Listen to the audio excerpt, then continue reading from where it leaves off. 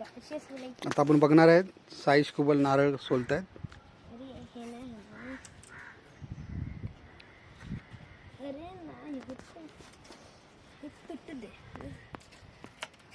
कसं तोडतोय बघा, तो पडला हातातून. फरक क्या पडतोय, आपण ह्याला काय चाट नाही काय.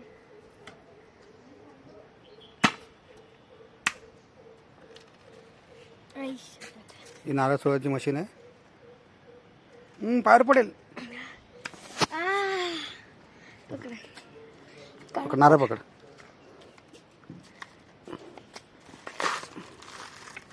हे दे ना, नारळ दे ना. नारळ इकडे मी बघितलेच नाही. एक मिनिट.